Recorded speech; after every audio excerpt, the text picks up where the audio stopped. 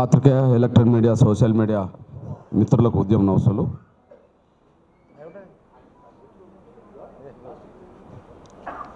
నిన్న ఎస్సీ వర్గీకరణ మీద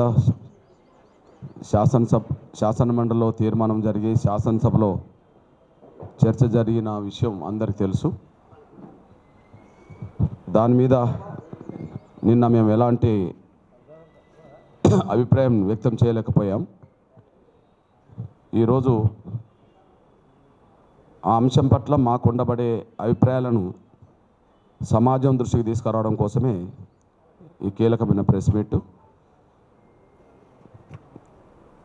దీనికి సహకరిస్తారని ఆశిస్తున్నాను నేను.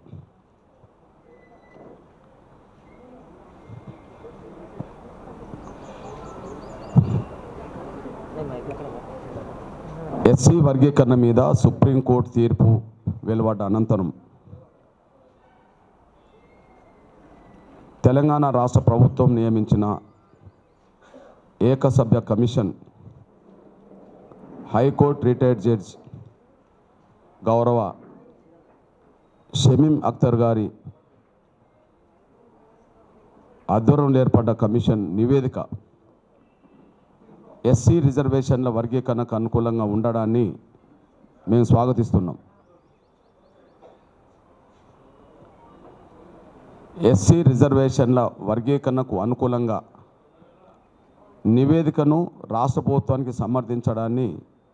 సమర్పించడాన్ని మేము స్వాగతిస్తున్నాం. అదే సమయంలో ఆ నివేదికను అనుసరించి రాష్ట్ర ప్రభుత్వం వర్గీకరణకు అనుకూలంగా అంటే సూత్రబద్ధంగా వర్గీకరణకు అనుకూలంగా నిర్ణయం తీసుకునే విధంగా ముందుకు రావడం, దాన్ని కూడా మేము స్వాగతిస్తున్నాం, అభినందిస్తున్నాం. రెండు విషయాలు మళ్ళా చెప్తున్నాను. కమిషన్ తమ నివేదికను ఎస్సీ వర్గీకరణకు అనుకూలంగా రాష్ట్ర ప్రభుత్వానికి అందించడాన్ని స్వాగతిస్తున్నాం. ఆ నివేదిక మీద ఎస్సీ వర్గీకరణకు అనుకూలంగా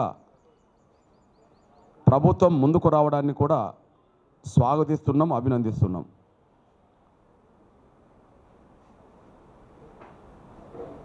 ఈ స్వాగతించడం అనేది, అభినందించడం అనేది సూత్రబద్ధంగా వర్గీకరణకు అనుకూలంగా ఉండడమే తప్ప వేరే కాదు.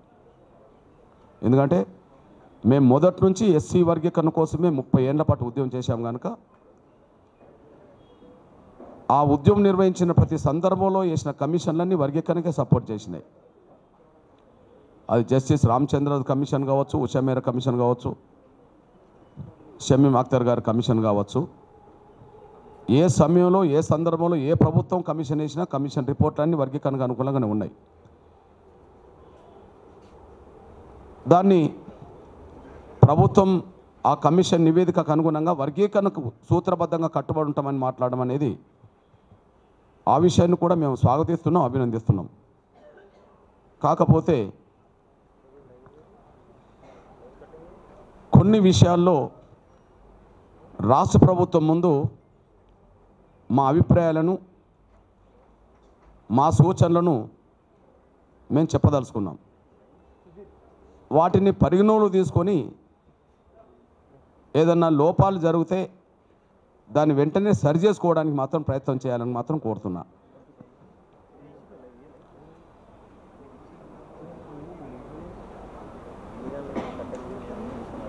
కమిషన్ చేసిన సూచనలన్నీ అమలు చేయాలన్నా వద్దా అనేది ప్రభుత్వ నిర్ణయమే కదా. కమిషన్ చేసిన సూచనలన్నీ అమలు చేయాలన్నా వద్దా అనేది నిర్ణయం తీసుకోవాల్సింది క్యాబినెట్, ప్రభుత్వమే కదా. అందుకు సాక్ష్యం షమీం అఖ్తర్ గారి నాయకత్వంలో నియమించబడ్డ కమిషన్ తమ సిఫార్సుల్లో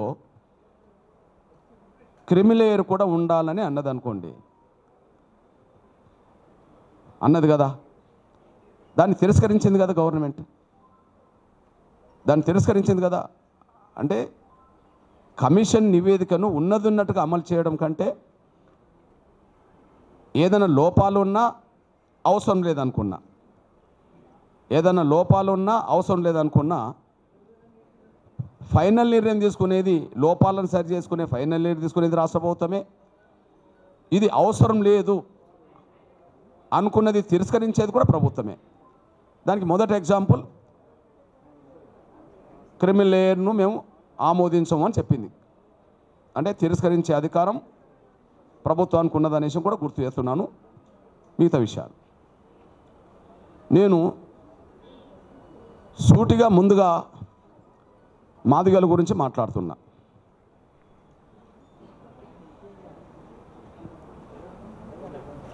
ఎస్సీ వర్గీకరణ కోరుతూ ఉద్యమానికి నాయకత్వం వహిస్తున్నది మాదిగలు, మాదిగ దండోరా.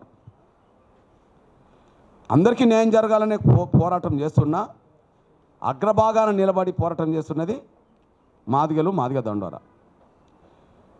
మేము గౌరవ షమీం అఖ్తర్ గారికి మా వినతి పత్రం ఇచ్చినప్పుడు 59 కులాల్లో ముందుగా మాదిగల జనాభా ఎంతో దానికి తగ్గట్టే మా వాటా ఉండాలి, మాకు ఎక్కువ వద్దు, మాకు తక్కువ రాకుండా చూడండి. అంటే ఈ 59 కులాల్లో మిగతా ఏ కులానికి దక్కాల్సిన అవకాశాలు మాకు కట్టబెట్టబాకండి. సేమ్ టైం మా జనాభా ఎంతో మా జనాభాకు తగ్గట్టుగా మాత్రమే మా వాటా వచ్చేటట్టు చూడండి. మాది వేరేలకు వెళ్ళకుండా చూడండి. మాకు ఎవరి వాటా వద్దు, మా వాటా ఎవరికి దోచిపెట్టద్దు. మేము ఎవరిది దోసుకోవద్దు, మాది ఎవరిది దోసుకోవద్దు. ఇది ప్రాథమిక సూత్రంగా మేము వినతి పత్రం ఇచ్చాము. అయితే తమ నివేదికలో ఏ రూపంగా చూసినా మాదిగల జనాభా నిష్పత్తి ప్రకారంగా మాకు రావాల్సిన వాటా 10.5 లేదా 11% మాకు రావాలి. మాకు ఇవాళ 9% మాదిగలతో పాటు కొన్ని కులాలు కలిపి 9% ఇచ్చారు. ఇది ఏ ప్రాతిపదికం ఇచ్చారు? వెనుకబాటుతనం ఆధారంగా చూసి 9% డిక్లేర్ చేశారా, లేదా జనాభా పరంగా చూసి 9% డిక్లేర్ చేశారా? వెనుకబాటుతనాన్ని గుర్తించినట్టుగా కనిపించట్లేదు, మా జనాభాకు దగ్గర గుర్తించి ఇచ్చినట్టుగా కనిపించట్లేదు. ఎగ్జాంపుల్, మా జనాభా సింగిల్ క్యాస్ట్ మాదిగల జనాభా 32,33,642 32,33,642. ఇక వర్గీకరణను అడ్డుకునే వర్గం మాలలు. డైరెక్ట్ సింగిల్ క్యాస్ట్గా ముందు మాలలు, డైరెక్ట్ సింగిల్ క్యాస్ట్గా మాలలు. మాలలకు సంబంధించిన విషయంలో 15,27,143. నేను ఒకరోజు ఇక్కడనే ఒక ప్రెస్ మీట్లు అన్నాను, చూసారా? వాళ్ళు 30 లక్షలు ఉన్నారని అంటుండ్రు కదా, మరి మీది అంటే వాళ్ళు 30 లక్షలు నిరూపించుకుంటే నేను 1,00,00,000 మంది నిరూపించుకుంటాను ఇక్కడనే అన్న. ఒకసారి ఇక్కడనే అన్న, వాళ్ళు 15 లక్షలు. ఇప్పుడు 15 లక్షల జనాభాకు సంబంధించిన వాళ్లకు 5% ఇచ్చినప్పుడు యావరేజ్గా, మరి 32% ఇచ్చిన వాళ్ళు జనాభా ఉన్న వాళ్ళకు 11 రావాలి కదా. 15 లక్షలు ఇంకో 15 లక్షలు కలిస్తే 30 లక్షలు.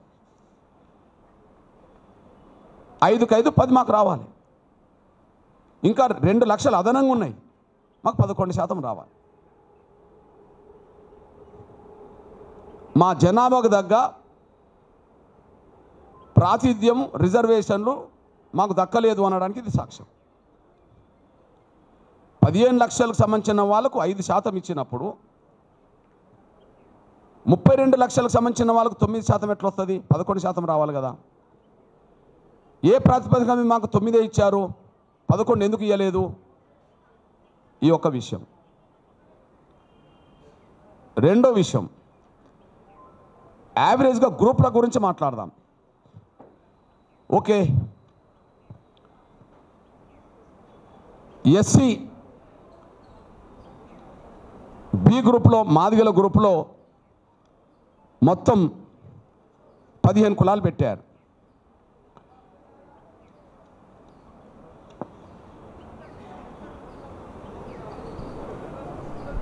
మొత్తం 15 కులాలు పెట్టారు. ఏ గ్రూప్లో మొదటి గ్రూప్లో 15 పెట్టారు, బి గ్రూప్లో 18 పెట్టారు. Group 1, 2 okay. 32,74,377 మంది ఈ గ్రూప్లో 32,74,000 సంబంధించిన పెట్టేశారు. మొత్తం నంబర్ 3 గ్రూప్లో 17,71,682 పెట్టేశారు. ఈ లెక్క చూసుకున్నా అంటే సింగిల్ క్యాస్ట్ మాదిగ లెక్క మాల చూసుకున్నా మాకు 11 రావాలి. లేదా కొన్ని గ్రూపులు కల్పించిండ్రు కదా, 2, 3 గ్రూపు కల్పించారు కదా, ఆ గ్రూపు కల్పించిన దాని ప్రకారం కూడా మాకు 11% రావాలి. మమ్మల్ని 9% ఎందుకు కుదించిండ్రు అని ఒక ప్రశ్న మేము ప్రభుత్వం ముందుకు వేస్తున్నాం. ఈ విషయం వెంటనే లోపం ఉంటే సరి చేసుకొని ముందుకెళ్ళాలని కోరుతున్నాను నేను. లోపం ఉంటే సరి చేసుకొని కోరుతున్నాను నేను. అంటే చెప్పదలుచుకునేది ఏంటంటే రిజర్వేషన్లు ఏర్పడ్డదే జనాభా ప్రాతిపదిక మీద, ఈ దేశంలో ఏ రాష్ట్రంలో ఉండబడే జనాభాకు అనుగుణంగానే ఆ రాష్ట్రంలో రిజర్వేషన్ల శాతం ఏర్పడ్డది. ఇప్పుడు రిజర్వేషన్లను పంపిణీ కూడా జనాభా పరంగానే పంచాలి. కాబట్టి మా జనాభా నిష్పత్తి ప్రకారం మాకు రాలేదు, 2% తక్కువ వచ్చింది. దీన్ని వెంటనే సరిచేసి ముందుకెళ్ళండి. నంబర్ 1. ఇక్కడ ఇంకొక విషయం గుర్తు చేస్తున్నాను నేను.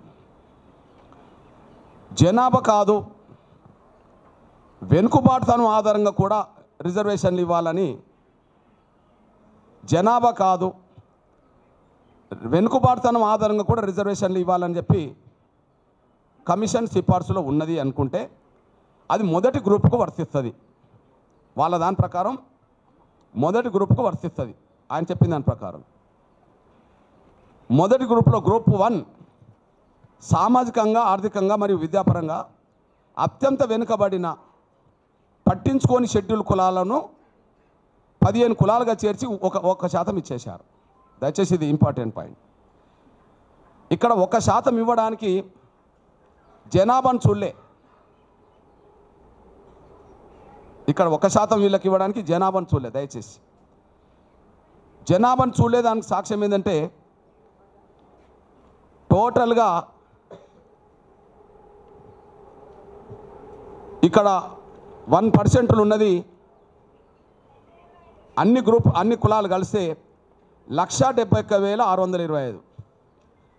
అంటే మొదటి గ్రూపుకు కేటాయించడానికి జనాభాను చూడలేదు. వాళ్ళ వెనుకబాటు అని చెప్పి 1% ఇవ్వడానికి 1,71,000 జనాన్ని 15 కులాలకు సంబంధించిన వాళ్ళను కలిపి 1% ఇచ్చేశారు. ఇక్కడ జనాభా నిష్పత్తి లేదు. ఇక్కడ వాళ్ళ వెనుకబాటును చూశారు. అయితే ఈ వెనుకబాటు నిజమే అవుతే ఆ రీత్యా మాకు కూడా వర్తించాలి కదా. మేము వెనుకబడిపోయిన వాళ్ళమే కదా. మరి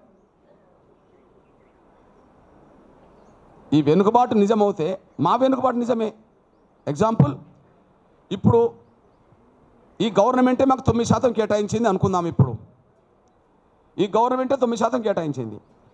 ఏ రంగంలో నిన్నటి వరకు 9% లేదు కదా మాకు. విద్యారంగంలో, ఉద్యోగ రంగంలో, రాజకీయ రంగంలో, ఏ రంగంలో మా షేర్ 9% రాలేదు కదా. 4, 5, 3% వచ్చింది అనుకో, మేము వెనుకబడ్డట్టే కదా. మొదటి గ్రూపు వెనుకబడ్డదని చెప్పి 1,71,000కు ఒక 1% ఇచ్చినప్పుడు ఆ నిష్పత్తిలో మేము కూడా నష్టపోయిన వర్గమే కదా. పోనీ 1,71,000 కాదు, దాన్ని డబల్ చేసి 3,40,000 అని ఇవ్వాలి కదా. దాన్ని డబల్ చేసి 3,40,000కి ఇవ్వాలి కదా. 3,40,000కి ఇచ్చినా మాకు 11% వస్తుంది. మొదటి గ్రూపుకు అన్ని రకాలుగా వెనుకబాటాన్ని మీరు గుర్తించి జనాభా లేకపోయినా 2 లక్షల లోపలకు 1% ఇచ్చారు. ఓకే మేము జనాభా ఉన్నాం, మీరు దాని ప్రకారం ఇవ్వలే, మా వెనుకబాటు ఉన్నది, కమిషన్ నివేదికలు సాక్ష్యం. 10% ఉండి 5% పొందడం అంటే 5% మేము కోల్పోయిన వాళ్ళం కదా, నష్టపోయిన వాళ్ళమే కదా. మరి మా వెనుకబాటును చూస్తే వాళ్ళకు 1,71,000కు ఒక 1% ఇచ్చిన, మాకు 3 లక్షలకి ఇవ్వండి, 3,40,000కి ఇవ్వండి, మాకు 11% వస్తుంది. జనాభా చూసినా మా వెనుకబాటు చూసినా మా 11% మాకు వస్తుంది. నెంబర్ 3, ఇక్కడ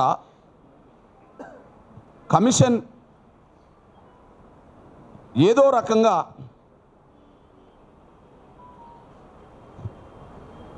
ఈ అత్యంత వెనుకబడ్డ కులం అంటున్న ఆ ఏ గ్రూప్లోకి మొదటి గ్రూప్లోకి అత్యంత అడ్వాన్స్ అయిన కులాన్ని తీసుకొచ్చి పెట్టారు మళ్ళీ. అది ఇంపార్టెంట్. అత్యంత అడ్వాన్స్ అయిన కులం మీ దృష్టికి తీసుకొస్తున్నా. గంటా చక్రపాణి కులం ఏంటిది? పంబాల. వాళ్ళ ఇంట్లోనే 3-4 ప్రొఫెసర్లు ఉన్నారు. వాళ్ళ జనాభే 1000 లేదు, కానీ వాళ్ళు దాదాపు 100 మందికి పైగా ఉద్యోగస్తులు ఉన్నారు. వాళ్ళు 100 మందికి పైగా ఉద్యోగస్తులు ఉన్నారు. వాళ్ళ జనాభే 1000 లేదు, 10 కుటుంబాలకు ఒక ఉద్యోగస్తుడు ఉన్నారని అర్థం అనుకో. వాళ్ళ ఇంట్లోనే 3-4 ప్రొఫెసర్ ఉన్నారు అనుకోండి.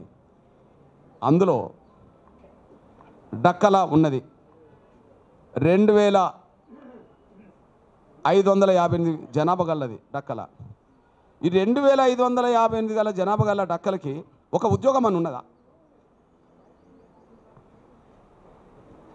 మీరు అందరికంటే వెనుకబడ్డ వాళ్లకు, ఎవరు పట్టించుకోలేని వాళ్ళకు 1% అని చెప్పిన మీరు అడ్వాన్స్ అయిన కులాన్ని తీసుకొచ్చి ఎట్లా పెడతారు ఇలా? మీకు ఒక విషయం చెప్తున్నా. ఇదే గంటా చక్రపాణి మాలలుగా అందరినీ ఆర్గనైజ్ చేయడానికి ఇంటర్నెట్ ప్రయత్నం చేసిండు, కానీ వాళ్ళ సొంత కులస్తులకు ఫోన్ల ద్వారా ఏం చెప్పిండంటే, మనం మాలల్లో పోవద్దు, మాలల్లో పోతే మనకు అవకాశాలు రానివ్వరు, మనం ఏ గ్రూపు కోరుకుందాము అందులో నేను చేర్పిస్తా, ఓకే మీరు పంపాలని రాసుకోండి అని చెప్పి అందరినీ గైడ్ చేశాడు. ఫోన్ల ద్వారా గైడ్ చేశాడు. కాదని చెప్పండి, నేను చెప్తున్నా. ఆయన ఎవరెవరు ఫోన్ చేసిండో నేను చెప్తా. ఆయన మాల కింద వచ్చాడు కదా. ఈ విషయం ఎందుకు చెప్తున్నంటే, అంతకుముందు ABCD జరిగినప్పుడు ఈ పంబాలనే కులం ఎందులో ఉన్నది? అడ్వాన్స్ క్యాస్ట్లో ఉన్నది. ఈ పంబాలనే కులం ఎందులో ఉన్నది? అడ్వాన్స్ క్యాస్ట్ ఉన్నది. అంటే అభివృద్ధి చెందిన కులాల లిస్టులో ఉన్న వాళ్ళను అందరికంటే వెనుకబడ్డ కులాల లిస్టు ఎట్లా చేస్తారు? ఆ కులాన్ని ఒక కులంలో 2,500 మంది ఉన్నా ఒక ఉద్యోగం ఉండదు. ఒక కులంలో 1,000 మంది ఉంటారు, 100 ఉద్యోగస్తులు ఉంటారు, ప్రొఫెసర్లు ఉంటారు. అంటే వెనుకబాటు ప్రాతిపదిక మీదనే 1% కేటైతే అడ్వాన్స్ అయిన కులం నుంచి తీసుకొచ్చి ఎట్లా పెడతారు? మీరు చూడండి, మధ్యస్థంగా లబ్ధి పొందింది షెడ్యూల్ కులాలు అంటేనే మాదిగల కింద కులాలు వస్తారు. కానీ మెరుగైన ప్రయోజనం పొందిన షెడ్యూల్ కులాలని మీరే పెట్టారు కదా. మెరుగైన ఫలితాలు పొందిన అంటే వాళ్ళ జనాభా కంటే మించి పొందిన వాళ్ళని అంటారు కదా. మరి అంతకుముందు వీళ్ళు ఇంట్లోనే ఉన్నారు కదా పంబాల. అంతకుముందు బాగా అడ్వాన్స్ అయిన లిస్టులోనే ఉన్నారు కదా. మరి అంతకుముందు అడ్వాన్స్ అయిన లిస్టులు మళ్ళీ కనీసం మధ్యస్థంగా లబ్ధి పొందిన దగ్గర రాలేదు, కానీ అసలే అందరికి వెనకబడ్డ వాళ్ళ దగ్గరికి ఎట్లా వచ్చిండ్రు? జంప్ ఎట్లా అయినరు? ఎట్లా జంప్ అవుతారు? తర్వాత మీ దృష్టి తీసుకొస్తున్నాం. మన్నే అనే కులం ఉన్నది, గద్దర్ కులం. మన్నెపోళ్ళు అంటారు కదా, మన్నెపోళ్ళు అంటారు. మన్నె కులం వాళ్ళు 29,650. ఈ మన్నెమనే కులం మాలలకు వర్తించి C గ్రూప్లో ఉన్నదే కదా. ఈ మన్నెపనే కులం మాలలకు వర్తించి C గ్రూప్లో ఉన్నదే కదా. అడ్వాన్స్ క్యాస్ట్ కదా, బాగా అభివృద్ధి చెందిన 3వ లిస్టులో ఉండాల్సిన కులం కదా. మెరుగైన ప్రయోజనం పొందిన షెడ్యూల్ కులాల లిస్టులో ఉండాలి కదా. ఆ లిస్టులో ఉండాల్సింది మన్నెపోళ్ళు అనే వాళ్ళు అత్యంత దయనీయ జీవితాలు గడుపుతున్న వాళ్ళని చెప్పి మీరే లిస్ట్ తయారు చేసి, మొదటి లిస్ట్ తయారు చేసి గండెట్లా తీసుకొచ్చారు? దానికి ఒక కారణం ఉన్నది. ఓకే, ఈ అత్యంత వెనుకబడ్డ ఆ దళిత లిస్టులోకి ఈ అడ్వాన్స్ అయిన ఒక కులాన్ని 2 కులాన్ని అందులో తీసుకొచ్చి పెడితే వాళ్ళ వీళ్ళే దోసుకోవచ్చు అని. ఇది విషయం. అరే మాదిగలే దోసుకోంగా మా బుడగ జంగాలయో మా డక్కలోలయో వాళ్ళ వీళ్ళు దోసుకోలేరా? అందులో నుంచి షిఫ్ట్ అయ్యింలోకి వచ్చేసారు. బాగా అడ్వాన్స్ అయిన కులస్తులు ఎక్కడికి వచ్చారు? బాగా వెనుకబడ్డ కులాల లిస్టులోకి వచ్చేసారు. అర్థమేంటిది అంటే వాళ్ళు మేము ఈ రూపంగా ఇండ్ల దోసుకుంటాము, ఆ రూపంగా మీరు అందులో దోసుకోండి అని చెప్పి వాళ్ళని ఇండ్లకు షిఫ్ట్ చేసిండు అనేసి కూడా మీ దృష్టి తీసుకొస్తున్నాను నేను. అత్యంత వెనుకబడ్డ కులాల లిస్టులోకి అత్యంత అడ్వాన్స్ అయిన కులాలు కూడా ఇందులోకి రావడం జరిగిందంటే ఇది కుట్రపూరితంగా జరిగింది అనే విషయం మీ దృష్టికి నేను తీసుకొస్తున్నాను నేను. లేకపోతే పంబాల ఎట్లా వస్తుంది? అడ్వాన్స్ క్యాస్ట్ కదా. గత ఏబిసిడి గ్రూప్లో ఈ సి గ్రూప్లో ఉన్నదే కదా. సి గ్రూప్ను అడ్వాన్స్ అయిన కులంగానే తీసుకొచ్చారు కదా. మీరే 3 లిస్టులు చేశారు కదా. అంతకుముందు ఉన్న సి గ్రూప్లో వీళ్ళు ఉన్నారు కదా. మరి ఎట్లా వచ్చారు ఇళ్ళకు? నంబర్ 1. రెండోది, ఇక్కడ మాదిగల ప్రాతినిధ్యం పెరగద్దు, మాలల ప్రాతినిధ్యం పెరగాలి. ఇది కుట్ర కూడా ఉన్నది. లాస్ట్కు వీళ్ళు ఈ కాంగ్రెస్ ప్రభుత్వం మొదటి నుంచి ఒక పని చేస్తున్నది. నేను తెలంగాణ ఉద్యమ కాలం నుంచి ఇప్పటి వరకు 2 చూస్తున్నా. తెలంగాణ ఉద్యమ కాలం నుంచి 2 చూస్తున్నా. తెలంగాణ రాష్ట్రం మనం అందరం కలిసి కోరుతుంటే తెలంగాణను అడ్డుకుంటామన్నది ఎవరు? సీమాంధ్ర. అంతేనా? సీమాంధ్ర భూస్వామ్య పెట్టుబడిదారు వర్గం అడ్డుకుంటాను. కానీ తెలంగాణను అడ్డుకోలేని పరిస్థితులు వాళ్ళకి నెట్టబడ్డారు. తెలంగాణ అడ్డుకుంటాం అన్న వాళ్ళు తెలంగాణను అడ్డుకోలేని పరిస్థితులు నెట్టబడ్డప్పుడు చివరి నిమిషాలు ఏం చేశారు చెప్పండి? ఇక తెలంగాణ పోనీ కానీ ఆ పోలవరంకు కట్టుకోవడానికి మాకు ఆ 200 గ్రామాలు ఆదివాసీ గ్రామాలు ఆ భద్రాచలం కింద ఉండబడి 7 మండలాలను మాకు ఇవ్వండి అని అన్నారు. అంతకుముందు కేసీఆర్ ఒక మాట అనేవాడు, తెలంగాణ భౌగోళిక ప్రాంతం నుంచి ఇంచు భూమి కూడా పోనీ అని అనేవాడు. అన్నాడా లేదా? చాలాసార్లు ఇంచు భూమి కూడా పోనీ అని అన్నాడు. కానీ తీరా తెలంగాణ ఇచ్చే సమయానికి వాళ్ళు పెట్టిన ఒత్తిడికి తలొగ్గి 7 మండలాలు 200 గ్రామ పంచాయతీలు అటు వెళ్ళిపోయినాయి. అంటే తెలంగాణ ఇచ్చినట్టే ఇచ్చి మళ్ళీ అడ్డుకునే వాళ్ళ అనుగుణంగా కూడా నిర్ణయం తీసుకున్న విషయం కూడా మీ దృష్టి తీసుకొస్తున్నాను నేను. ఏది తెలంగాణకు సంబంధించిన విషయంలో అప్పుడు జరిగిందా లేదా? నేను కేసీఆర్ లాగా మౌనంగా ఉండ కదా. కేసీఆర్ తెలంగాణ రావాలని అంటూనే ఇంచు భూమి కూడా పోడగొట్టుకోనన్న అతను 200 గ్రామ పంచాయతీలు పోయినా 7 మండలాలు పోయినా కూడా ఆయన పెద్దగా వచ్చి రోడ్డు మీదకి వచ్చి దాన్ని ఆపే ప్రయత్నం ఏం చేయలే.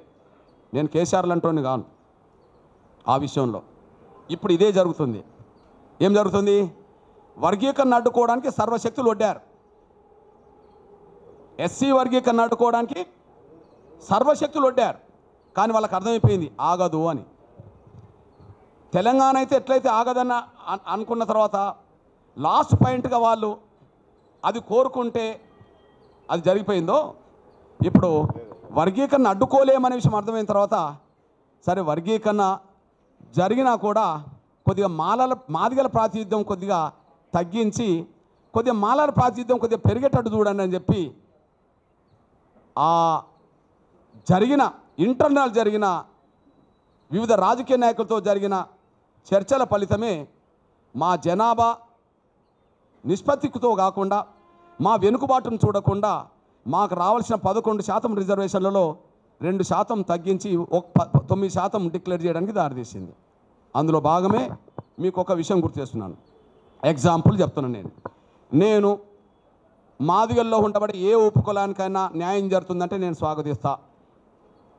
ఇంతకుముందు బి గ్రూప్లో ఉన్న వాళ్ళు మేము మాదిగలతో కలిసి ఉండం, మేము పక్కకు పోయి మా సొంత వాటా మేము కోరుకుంటామంటే కూడా నేను స్వాగతిస్తా. ఎగ్జాంపుల్ మీ అన్నగా చెప్తున్నా. ఇప్పుడు బుడగ జంగం అంతకుముందు ఎస్సీబీలో ఉన్నది. బుడగ జంగం అంతకుముందు ఎస్సీబీలో ఉన్నది. జనాభా ఎంత? 1,11,710. 1,11,710. వాళ్ళు ఇప్పుడు ఎన్నో వచ్చారు? మొదటి గ్రూప్లో వచ్చేసారు, నంబర్ 1 గ్రూప్లో వచ్చేసారు. ఓకే, నాకు అభ్యంతరం లేదు. కానీ ఇంతకుముందు ఇది ఎక్కడున్నది? మాదిగా బి గ్రూప్లో ఉన్నది. అంటే బి గ్రూప్లో ఉన్న దాన్ని ఈ బి గ్రూప్లో ఉన్న మాకు 12 వస్తుంది. మళ్ళీ మా బుడగ జంగాలకు ఇప్పుడు మాదిగలతో కలిపిన కులాలతో కలుపుకుంటే మళ్ళీ 12 వస్తాయి. అటు 1% అయితే ఇచ్చిండ్రా లేదా కదా? అంటే మాదిగల జనాభా ఉన్నా దాని నిష్పత్తి రాకుండా ఒకవైపు అయితే మాదిగలతో ఉన్న 1,00,000 దాటిన కులాన్ని తీసి దానికి ఒక గ్రూప్ ఇచ్చారు. మా తగ్గించడానికి అటు ఇచ్చేశారు. నేను వాళ్ళకు పోవడాన్ని నేను స్వాగతిస్తా. కానీ దళితుల్లో అత్యధిక జనసంఖ్య గల 3వ కులము నేతకాని. మీ లిస్టుల ప్రకారమే చెప్తున్నా. దళితుల్లో అత్యధిక జనసంఖ్య గల 3వ కులము నేతకాని. సాక్ష్యం ఏంటిది? మీ సోదరుడిగా నేను సాక్ష్యం చెప్తున్నా, చూడండి. నేతకాని ఇప్పుడు అత్యంత అభివృద్ధి చెందిన కులాల్లో పెట్టిండ్రు. అంతకుముందు సి గ్రూప్లోనే ఉన్నది. మరి వాళ్ళ జనాభా ఎంత? 1,33,072. దీన్ని మాలల్నే ఉంచుకున్నారు. అంటే వీళ్ళది కూడా లాక్కోవాలని. అక్కనో మా నుంచి తీసి సపరేట్ ఇచ్చేటట్టు చేశారు. నేను దాన్ని స్వాగతిస్తా. 1,10,000 మా బుడగ జంగాలు ఇతర కులాలకు న్యాయం జరుగుతుందంటే నేను స్వాగతిస్తా.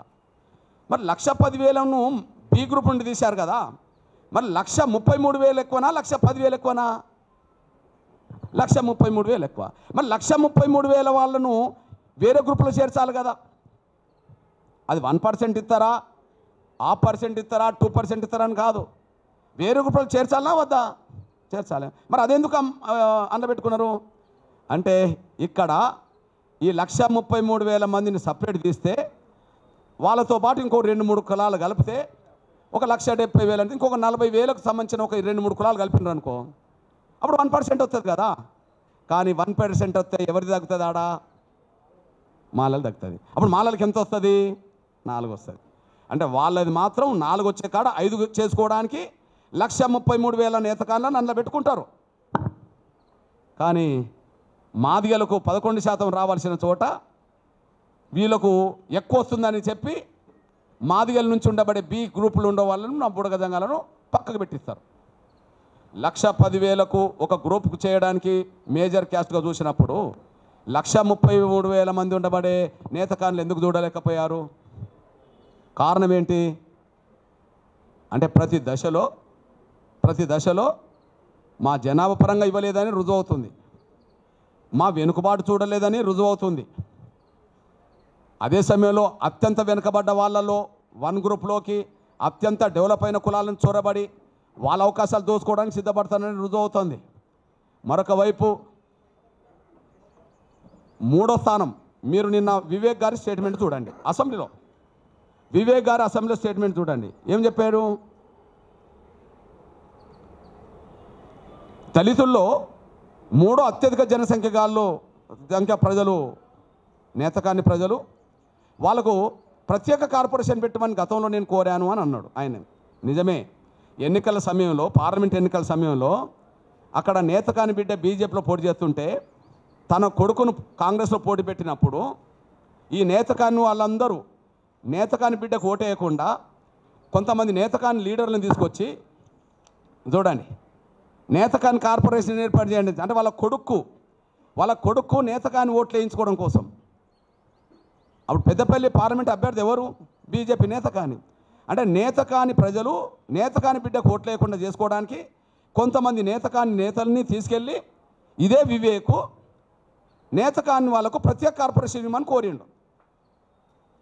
ఇది సాక్ష్యమే కదా. మరి నేతకాని ప్రజలకు మాలలతో సంబంధం లేకుండా, మాదిగలతో సంబంధం లేకుండా మాదిగ కార్పొరేషన్తో పాటు నేతకాని కార్పొరేషన్ కూడా ఏర్పాటు చేయాలన్న మీరు మరి నేతకాని ప్రజల జనాభా నిష్పత్తి ప్రకారం వాళ్ళకు ప్రత్యేకంగా 1% కేటాయించమని ఎందుకు కోరలేదు? ఎన్నికలకు ముందు మాత్రం నేతకాని వాళ్ళకు ప్రత్యేక కార్పొరేషన్ కావాలి నీ కొడుకు ఓట్లు వేయించుకోవడం కోసం. కానీ ఇప్పుడు వర్గీకరణ జరిగే సమయానికి మాత్రం వాళ్ళ జనాభాను కూడా చూపించి మీరు దోసుకోవాలి. మాదిగల కాడికి వచ్చేటప్పటికేమో బి గ్రూప్లో ఉన్న వాళ్ళను 1,10,000 ఉన్న వాళ్ళని పక్కకు పెట్టి 1% ఇవ్వమని చెప్తారు. 1,33,000 ఉండబడే నేత కాని వాళ్ళకి మాత్రం మళ్ళీ మీరే కలుపుకుంటారు. ఇదంతా అశాస్త్రీయంగా ఉన్నదనే విషయం కూడా స్పష్టంగా రుజువు అవుతుంది. ఇదంతా అశాస్త్రీయంగా ఉన్నదనేసి కూడా రుజువు అవుతుంది. మళ్ళీ నేను చెప్తున్నా, నేను నంబర్ 1 ఓవరాల్గా ఎస్సీ వర్గీకరణను సమర్థిస్తూ నివేదిక ఇవ్వడాన్ని స్వాగతిస్తున్నా. ఎస్సీ వర్గీకరణకు అనుకూలంగా ముందుకు సాగుతున్న ప్రభుత్వ నిర్ణయాన్ని నేను స్వాగతిస్తున్నా. కానీ ఎస్సీ వర్గీకరణ చేసేటప్పుడు మీరు జనాభా చూస్తున్నారా, మీ వెనుకబాటుతనం చూస్తున్నారా? మీరు జనాభా చూడలేకపోయినరు, మీరు వెనుకబాటుతనం కూడా చూడలేకుండా పోయినరు. వెనుకబాటుతనమే మీరు చూస్తే ఆ వెనుకబాటుతనంలో అత్యంత అడ్వాన్స్ అయిన కులాలు ఎట్లొచ్చినాయి? జనాభా పరంగానే చూస్తే మా జనాభా నిష్పత్తి పరంగా మాకు రావాల్సిన దానికంటే ఎందుకు తగ్గినాయి? వెనుకబాటు ఉన్నది, మా జనాభా కూడా ఉన్నది. అంటే ఇక్కడ నేను అంటున్నా కుట్ర జరిగింది. మా జనాభా పరంగా కూడా మాకు రిజర్వేషన్లు రప్పించే విషయంలో దామోదర్ రాజనరసింహ ఫెయిల్ అయిపోయాడు.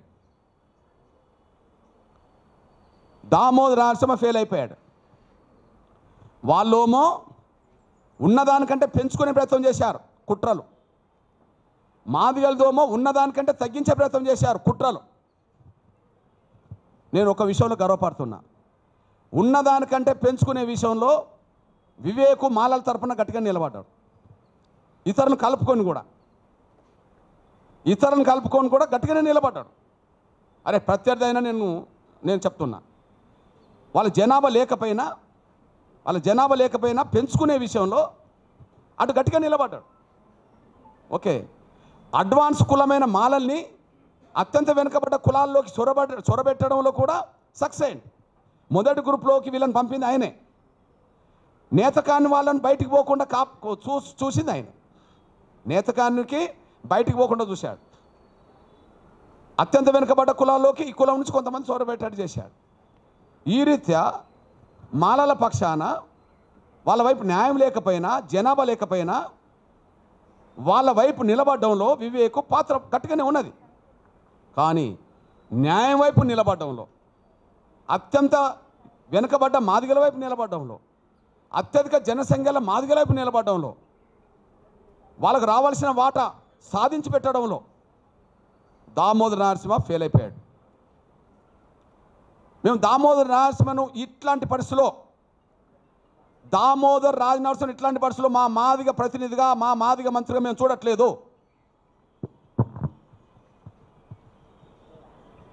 దామోదర్ రాజనరసింహ గారిని మా మాదిగ ప్రతినిధిగా లేదా మా మాదిగ కోటలో వచ్చిన మాదిగ మంత్రిగా మేము చూడట్లేదు. ఆయన మాదిగల పక్షాన రావాల్సిన దాన్ని కూడా రప్పించలేకుండా ఆయన మౌనంగా ఉన్నాడు. స్వార్థపరులు వాళ్ళ నిష్పత్తి కంటే ఎక్కువ పొందుతుంటే న్యాయం కోసం బలమైన ఉద్యమం జరుగుతున్న ఈ సమయంలో మాదిగల పేరుతో మంత్రికున్న వ్యక్తి మౌనంగా ఉండడం వల్ల జనాభా పరంగా రిజర్వేషన్లు పొందే అవకాశం కోల్పోయే పరిస్థితికి వచ్చింది. వెనుకబాటును ఆధారంగా చేసుకొని న్యాయబద్ధమైన వాటా పొందలేని పరిస్థితులు నెట్టబడడం జరిగింది. దీనికి ఎవరు బాధ్యత? దామోదర్ నరసింహ బాధ్యత. నేను అంటున్నా, సోదరా దామోదర్ నరసింహ గారు, నువ్వు మాదిగల ప్రయోజనాలు కాపాడలేవు. మిమ్మల్ని మేము మాదిగల ప్రతినిధిగా చూడట్లేదు. నువ్వెవరి ప్రతినిధో ధైర్యం ఉంటే చెప్పుకో. మాదిగలకు రావాల్సిన 11% వాటా ఎందుకు రాలేదో చెప్పు.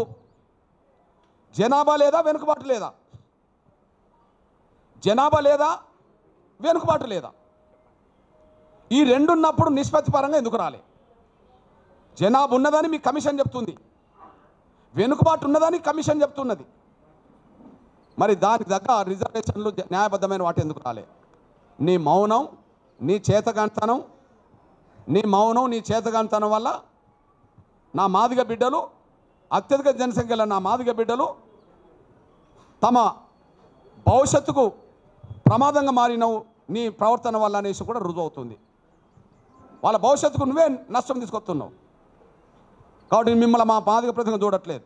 నేను ఇక్కడి నుంచి డిమాండ్ చేస్తున్నా, రేపు మంత్రివర్గ విస్తరణలో రే మంత్రివర్గ విస్తరణలో దామోదర్ని తప్పించండి, మాదిగల్ని ఇద్దరిని తీసుకోండి. నా డిమాండ్ ఇది. రే మంత్రివర్గ విస్తరణలో జరిగితే మాదిగల ప్రయోజనాలు కాపాడలేని మంత్రి మాకెందుకయ్యా? మాదిగల బిడ్డలకు రావాల్సిన అవకాశాలు ఇచ్చడానికి సిద్ధంగా లేని మంత్రులు ఎందుకయ్యా? మీరు మీ కుటుంబం కోసమేనా? మీరు మీ కుటుంబం కోసమేనా? జాతి బిడ్డల భవిష్యత్తు మీకు పట్టదా? ఏండ్ల తరబడి మీకేనా పదవులు? దశాబ్దాల తరబడి మీకేనా పదవులు? కనీసం ఏ కులం పేరు పెట్టుకొని, ఏ కులం పేరుని అడ్డం పెట్టుకొని ఈ స్థాయి పదవులు పొందుతున్నారో ఆ కులానికి న్యాయం చేయకపోయినా అన్యాయం జరగకుండా చూడాలి కదా. ఆ కులానికి మీరు దోష పెట్టకపోయినా ఆ కులం అవకాశాలు ఇంకోటి దోసుకోకుండా చూడాలి కదా. ఒక కాపలదారుడు ఉండాలి కదా. నువ్వు ఆ పని చేస్తలేవు కదా. ఎందుకు నువ్వు ఆడ?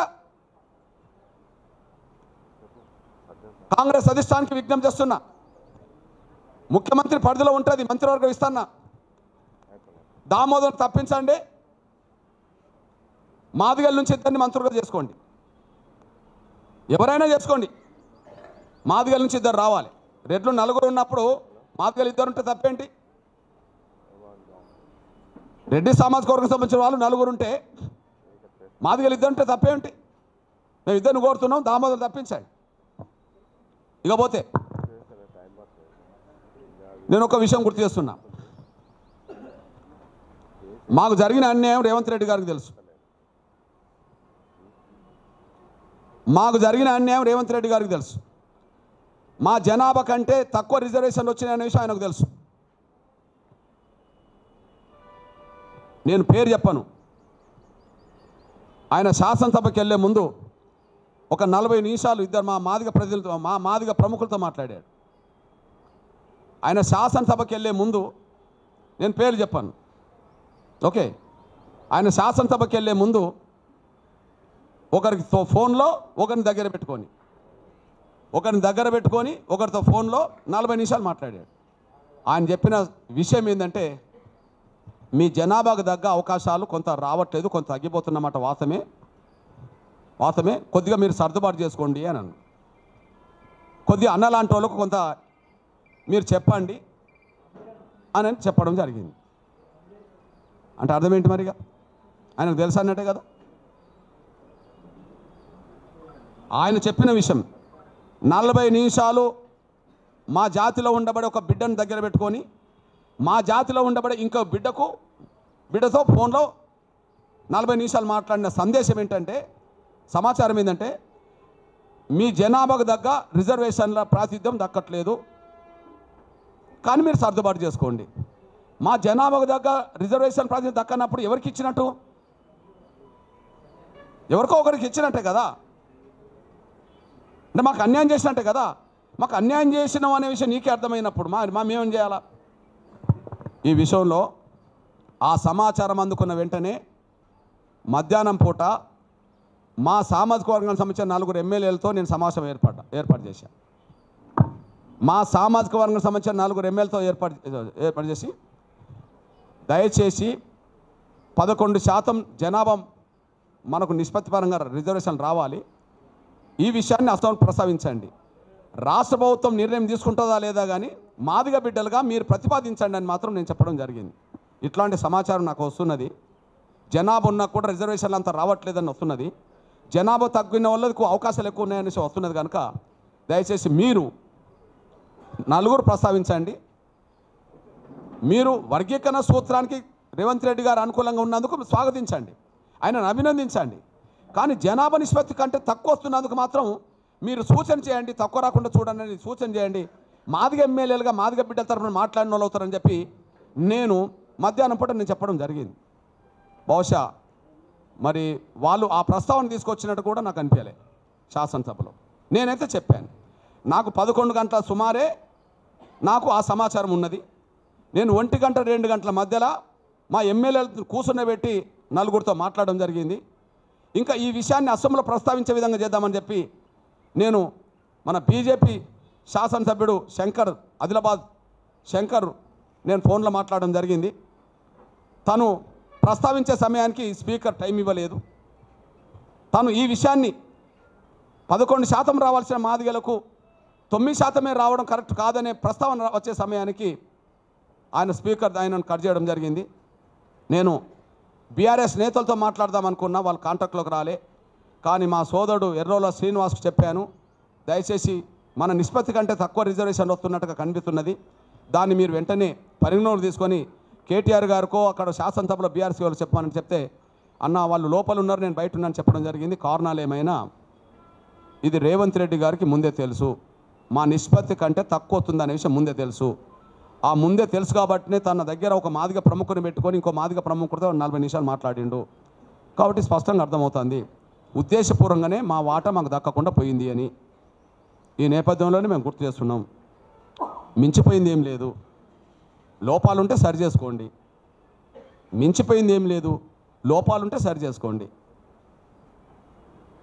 ఇప్పుడు మీకు నచ్చని విషయాలు రిజెక్ట్ చేసిండ్రా లేదా? షమీమ్ అఖ్తర్ గారు ఖచ్చితంగా క్రిమిలేయర్ ఉండాలని చెప్పి సూచన చేశాడు. ఆ సూచనను మేము ప్రభుత్వం తిరస్కరిస్తుందని చెప్పిండ్రా లేదా?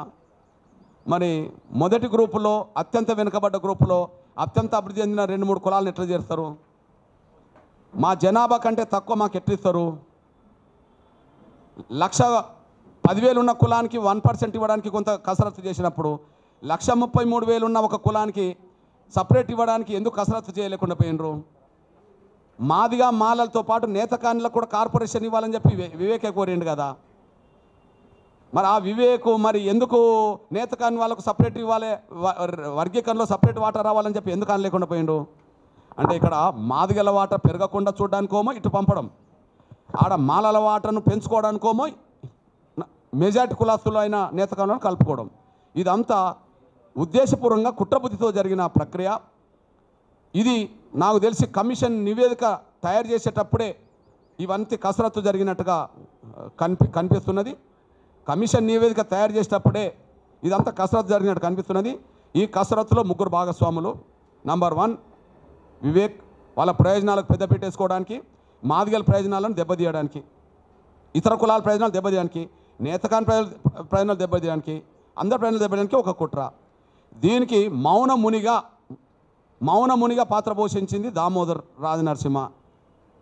మౌనమునిగా పాత్ర పోషించింది తెలుసు ఆయనకు, ఆ పాత్ర పోషించింది దామోదర్ నరసింహ. ఈ విషయం ఇట్లా జరుగుతుందని చెప్పి ఖచ్చితంగా రేవంత్ రెడ్డి గారికి ముఖ్యమంత్రి కూడా తెలిసే ఉంటుంది కాబట్టినే నిన్న ఉదయం పూట ఆ అభిప్రాయం చెప్పడం జరిగింది. దీన్ని మేము తీవ్రంగా ఖండిస్తున్నాం. దయచేసి మా జనాభా కంటే మించి మేము అడగట్లేదు, మా జనాభాకు తగ్గట్టుగా రిజర్వేషన్లు ఇవ్వండి. తగ్గించడం అనేది న్యాయం కాదు. ఇప్పుడు జరిగిన ప్రక్రియలో లోపాలుంటే వెంటనే సరి చేసుకొని అందరికీ న్యాయం చేసే పద్ధతిలో ముందుకు రావాలని చెప్పి మేము విజ్ఞప్తి చేస్తున్నాం, డిమాండ్ చేస్తున్నాం. ధన్యవాదాలు.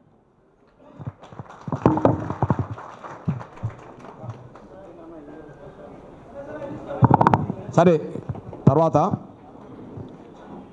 రాష్ట్ర వ్యాప్తంగా